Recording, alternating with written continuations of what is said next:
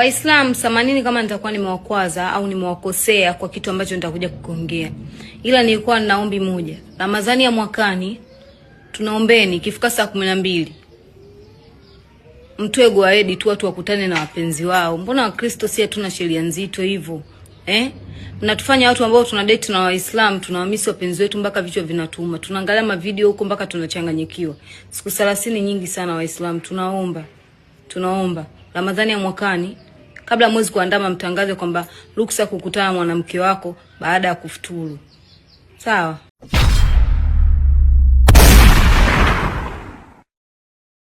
Mhari gani na assalamu alaikum kwa wewe mfuatiliaji wa YouTube channel yetu, na ni Ramadhani ya 10 kwa maana kwamba siku 20 pekee zimesalia kuweza kumaliza mwezi huu mtukufu wa Ramadhani. Nikwambie tu kile cha msingi ambacho Mwenyezi Mungu ametusihi ni tufunge na kuswali. Hivyo vingine vya ziada, lakini kubwa zaidi tufunge na kuswali.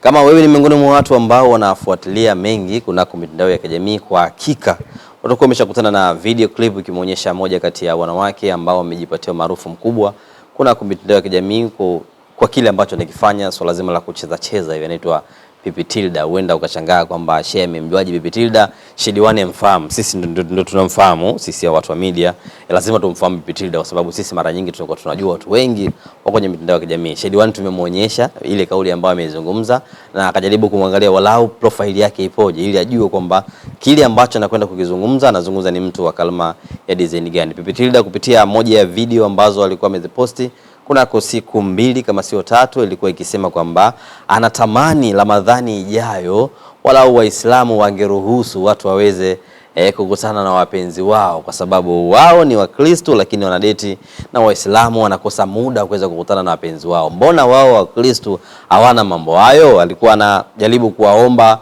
Waislamu walau walegeze. Hatuwezi kumlaumu, ama binafsi mimi siwezi kumlaumu, huenda afahamu nini maana ya Ramadhani ama nini maana ya kile ambacho anakizungumza, lakini nikasema wacha nimtafute Sheikh Yusuf Diwani atuambie kuhusiana na hiki ambacho Pipi Tilda amekizungumza. Wengi wameongea, wengi wametukana, lakini bila shaka kuna elimu fulani hivi Pipi Tilda anahitajika afikishiwe. Sheikh Diwani anakwenda kulichambua hili kuhusiana na kile ambacho amekizungumza na kuhusiana na kauli ambayo Pipi Tilda anapaswa ambiwe kuhusiana na jinsi alivyosema. Sheikh Diwani, assalamu alaikum. Wa alaikumus salam wa rahmatullahi wa barakatuhu. Kwanza kabisa nilitoa watu wasiwasi wasije wakasema kwamba Sheikh anamfahamu Pipi Tilda.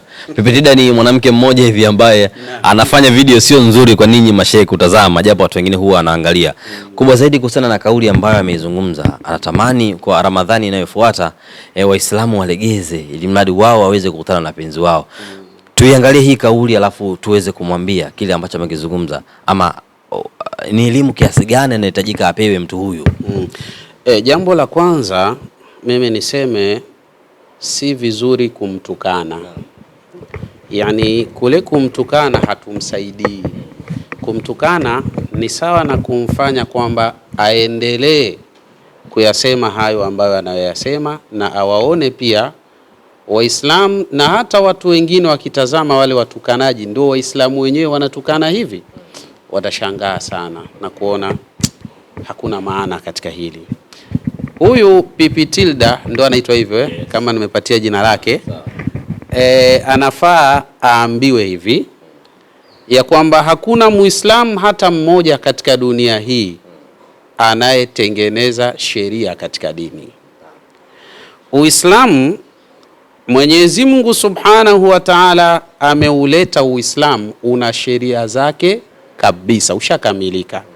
Kwa hiyo asifikirie kwamba kuna watu wanaweza wakakaa wakatengeneza kasheria fulani kwamba mwezi wa Ramadhani huu tuache watu wakutane na wapenzi wao. Pipi Tilda, fahamu hilo kwamba Uislamu umekuja ukiwa ni sheria rasmi kabisa, na Mwenyezi Mungu Subhanahu wa Ta'ala anasema wala taqrabu zina innahu kana fahishatan wa saa sabila. Allah Subhanahu wa Ta'ala anasema na wala msikaribie zina, kwa sababu hiyo zina haikuacha kuwa ni uchafu na ni njia mbaya. Kwa hiyo Pipi Tilda asione kwamba labda mwezi wa Ramadhani tu ndo zina imekatazwa. Zina imekatazwa nyakati zote. imekatazwa. Kwa hiyo wale wapenzi wake kama anavyosema mwenyewe kwamba waachiwe ndani ya mwezi wa Ramadhani, pia wawe wana uwezo wa kukutana nao. Sisi tunamwambia hao wapenzi wako ambao wanajinasibu kuwa ni Waislamu, hata katika miezi mingine kwa mujibu wa sheria ya dini tukufu ya Kiislamu hawataki kukutana na wewe. Ili mkutane inatakiwa mfunge ndoa, muoane, ndio mtakutana. Sisi hapa tumeoa shekhe. Kwa kuwa tumeoa sisi wake zetu usiku wa mwezi wa Ramadhani, kama kawaida tunakula raha bana, tena burdani kabisa, tena starehe iliyokuwa nzuri, na tunataraji Mwenyezi Mungu anaweza kajalia ikapatikana ujauzito mzuri kabisa wenye watoto bora sana. Sasa yeye kama anataka hilo, tena kibaya zaidi katika lugha anayosema tuna wapenzi wetu, yani ana wapenzi wengi. Sasa mtoto wa kike uwe na wapenzi wengi, dada yangu, aibu kidogo, hebu badilika. Sio vizuri na haifai na haipendezi. Sasa kwa hali hii tu mimi nimwambie dada yetu, zinaa imekatazwa katika nyakati zote, si mwezi tu wa Ramadhani, katika nyakati zote. Na kama wapo Waislamu ambao wanadili, wanaita lugha gani?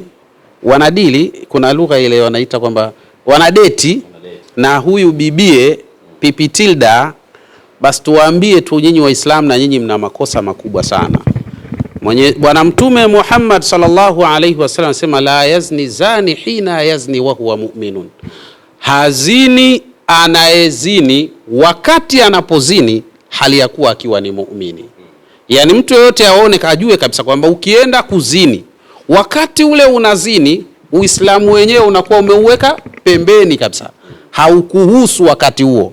Na ikitokea umekufa katika wakati huo, yani upo katika zinaa, alafu malakul mauti akakutembelea na roho yako ikaondoka ukiwa katika hali hiyo, basi moja kwa moja kabisa wewe ni katika watu wa motoni. Fanaudhu billahi min nari jahannam, tunaomba Mwenyezi Mungu atulinde kutokana na moto huo wa jahannam.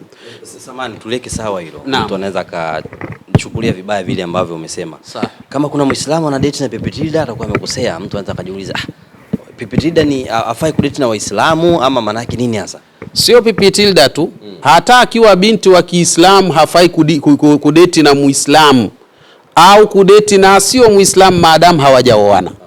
Hatakiwi kabisa kudate na, ndio na maana hiyo na kusudia hivyo. Lakini kwa kuwa tunamkusudia huyu Pipi Tilda ili iwe ni darasa au ni somo pia kwa wengine. Unajua sisi ni watu wa balagha. Sasa balagha ni lugha ngumu kidogo. Kuna wakati unaweza ukaongea na mtu wa karibu lakini malengo yako ni mtu wa mbali. Inakuwa hivyo katika hali za namna hiyo. Sasa sisi tumwambie kwa maana sheria ya dini tukufu ya Kiislamu ni kukataza uzinifu. Iwe ndani ya mwezi wa Ramadhani au nje ya mwezi wa Ramadhani, uzinifu hautakiwi. La yajuzu shar'an, haujuzu kisharia. Lakini kwa kuwa yeye pia ana wapenzi wengi, tumwambie katika ilmu alfizia, katika masala ya kisayansi, mwanamke akiwa na wanaume wengi anapata madhara makubwa sana bila mwenye kujitambua kama anapata madhara makubwa. Unajua mwili wa mwanamke uko hivi, anapofanya au anaposhiriki tendo la ndoa na mwanamume, kisha yule mwanamume akafanya inzal, akaweka mbegu zake za kiume pale katika sehemu za kike, basi pale kuna tishu.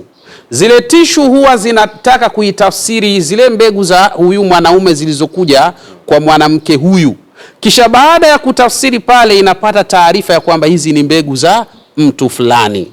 Kwa hiyo mwili wa mwanamke huwa unazoea hivyo. Kwa hiyo mara kadhaa atakuwa yuko safi na sehemu zile zitakuwa ni sehemu zenye usalama zaidi ikiwa mwanamke anadili na mwanamume mmoja tu katika hali hizo. Lakini ikitokea sasa mwanamke ana wanaume wawili au watatu au wanne au wengi, rundo la wanaume kama anavyosema Pipi Tilda, maana yake sasa leo akikutana na mwanaume huyu akaweka mbegu zake, kesho akakutana na mwanaume mwingine akaweka mbegu zake, sehemu ile tishu inachofanya inataka kuanza kutafsiri hizi mbegu zilizokuja leo, mbona sio zile zilizokuja jana? Unaona hatari? Wakati inaanza kutafsiri hivyo, haijapata majibu sahihi, zinakuja tena mbegu zingine. Matokeo yake hapa panaanza kutengeneza vitu vinavyoitwa hubu shabab, Hubu shababi inaanza kutengeneza fungus. Fungus inaanza kutengeneza harufu mbaya katika sehemu zile za kike. Matokeo yake wanawake wa namna hii ndio wale ambao wanakuwa na harufu mbaya katika sehemu za kike. Kwa kudilidili na wanaume wengi, hata uwe msafi namna gani, lazima utapata mashaka haya, kwa sababu zile tishu zinashindwa kutoa tafsiri sahihi ya hizi mbegu ni za nani na zinahitaji kuwa katika hali ya namna gani. Kwa sababu mbegu zinapokuwa za mwanamume mmoja, zinafanya ile tishu inakuwa ina tafsiri sahihi na inatengeneza afya katika kiungo hicho, na mwanamke anapata afya pale anapokutana na mwanamume mmoja tu katika hali za namna hii. Kwa hali hiyo tumwambie Bibi Tilda, punguza idadi hiyo au acha kabisa idadi hiyo, na maadamu we ni Mkristo, basi tafuta Mkristo mwenzako akuoe kisheria, uwe mke wa mtu, achana na mambo hilo la kwanza. Lakini jambo la pili, kuna yale mambo ambayo nimeona kwamba ni mtu ambaye anacheza akatakata viuno, ile ni kitu kibaya. Hii inaitwa tabarruju. Tabarruju maana yake ni kufanya mambo ambayo yatawavutia wanaume wasio wa kwako kukufata wewe, ima kwa maslahi ya fedha au kwa maslahi ya tamaa za kimwili. Sasa hili ni tatizo baya mno, linaweza kuleta madhara makubwa, na mwisho wa siku watu wa namna hii huwa hawana mustakbali mzuri, yani hawana mwisho mzuri. Nimwambie tu huyu, namuona kama bado ni binti tu mdogo, ni binti mdogo tu, ana uwezo wa kukaa akajitafakari vizuri, akajitathmini vizuri. Basi kama unapenda hawa Waislamu wapo wengi, silimu basi kama alivyofanya mwenzako, alafu gigimane, alafu olewa. Kisha ukishaolewa utafurahia sana, mambo yatakwenda vizuri kabisa. Si una date na Muislamu, na si mwezi wa Ramadhani kwa mujibu wako umeziwiliwa kutana naye, basi kwa mazingira kama hao ukislimu ukaolewa na huyo Muislamu mpaka ndani ya mwezi wa Ramadhani, baada tu ya iftari mambo yanaenda kama kawaida, furaha kama kawaida, maraha mautamu kama kawaida, wala ina shida hiyo. Lakini kwa kuolewa, sio kwa kubambiana tu mitaani, si sawa bana. Tumalizie kwa Bibi Hilda hapo. Wengi wamecomment maneno ambayo nikasema mbona kama Waislamu ndo wanakosea. Mtu anasema wewe shetani kweli wewe, mtu akacomment hivyo mara baada ya Bibi Tilda kusema vile. Mwingine akasema huyu achapo viboko hadi afe. Mwingine akasema astaghfirullah. Hawa Waislamu ambao wamecomment hivi, ni elimu ipo ama na wenyewe tunawaambiaje? Hawana elimu wala hawana maarifa. Hao ni mihemko na mikurupuko. Ni Waislamu ambao wana mihemko na mikurupuko. Unajua kuna vitu vingine sheria ya dini ya Kiislamu haimkamati asiyokuwa Muislamu. Bibi Tilda yeye ni Mkristo, sio Muislamu. Kwa kuwa yeye ni Mkristo sio Muislamu, kwanza sheria ya mwezi wa Ramadhani haimkamati kabisa, hauhusiani nayo kabisa sheria ya mwezi mtukufu wa Ramadhani. Atakula mchana mwezi wa Ramadhani, atafanya matendo yake yote yale ambayo anajisikia kufanya mchana wa mwezi wa Ramadhani, kwa sababu sheria ya mwezi wa Ramadhani haihusiki kwake. Ndivyo jinsi ilivyo. Kwa hiyo mtu akimwambia huyu ni shetani, humsaidii Bibi Tilda. Cha msingi mpe ilmu, muelimishe, mwambie bana hili suala la dini tukufu ya Kiislamu ni suala la kisharia, sio suala la watu labda wanaweza wakakaa wakapanga. Kwa maana Ramadhani ya mwaka huu tunawaacha watu wakutane na wapenzi wao. Hakuna kitu cha namna hiyo. Yani ni mfumo wa dini iliyotoka kwa Mwenyezi Mungu Subhanahu wa Ta'ala, ina taratibu zake. Ni sawa na jinsi ambavyo unavyoona serikali. Serikali ambayo ina taratibu zake, ni lazima watu wafate tu zile taratibu ili wasikinzane na serikali. Basi na ndivyo ilivyo dini, lazima watu wafate taratibu za dini wasikinzane na sheria ya dini na mnajisi ambavyo ilivyo, na si matashi ya mtu kama jinsi ambavyo anavyosema huyu dada yetu.